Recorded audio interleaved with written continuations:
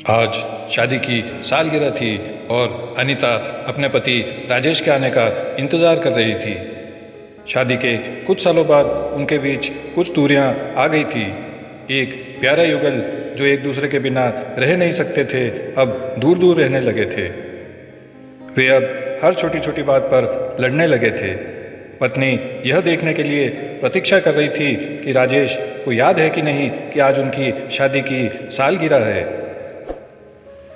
जैसे ही दरवाजे की घंटी बजी, वह उसकी ओर दौड़ी और दरवाजा खोला।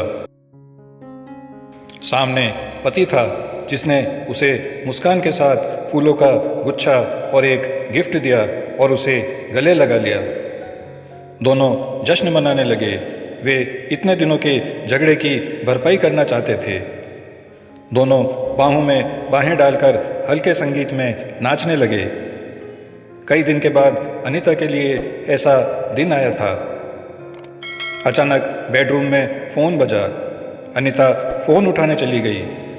फ़ोन पर दूसरी ओर एक आदमी था, जिसने कहा, हेलो मैम, मैं थाने से बोल रहा हूँ। यह मिस्टर राजेश का नंबर है। उसने उत्तर दिया, हाँ, उन्हीं का नंबर है, क्या बात है? आई एम सॉरी मैम, लेकिन एक दुर्घटना में उनकी मौत हो गई है। हमें यह नंबर उनके बटुए से मिला है। कृपया आप आकर उनके शरीर की पहचान कर लीजिए। अनीता चौंक गई, लेकिन मेरे पति यहाँ मेरे साथ हैं, उसने जवाब दिया। सामने से आवाज़ आई, ये कैसे हो सकता है? हमारे सामने उनकी लाश पड़ी है। अनीता के पैरों तले जमीन खिसक गई। दिमाग में अंधेरा छाने लगा। उसने आत्माओं के बारे में कहानियाँ पढ़ी थी। उसने सोचा, अपनों से मिलने के लिए मरने के बाद आत्माएं लौटती है।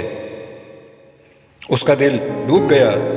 डर के मारे वह भागी राजेश की तलाश में दूसरे कमरे की ओर, लेकिन वो वहाँ नहीं था। उसने खुद से कहा, यह सच है, वह चला गया, मुझे हमेशा के लिए छोड़कर। उसे सभी पुरानी यादें जो राजेश के साथ थी याद आ गई।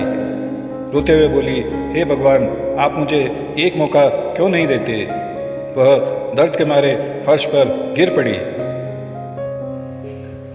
अचानक से आवाज आई। बाथरूम का दरवाजा खुला और राजेश बाहर आया और बोला, मैं तुम्हें बताना भूल गया कि आज मेरा बटुआ चोरी हो गया था। जीवन शायद आपको दूसरा अवसर ना दे। वो क्षण जो अभी आपके पास है, उसे आनंद से जिए। रिश्तों को महत्व दें। बिना किसी पछतावे के शानदार जीवन जिए, क्योंकि हम जानते हैं कि कल किसी ने नहीं देखा।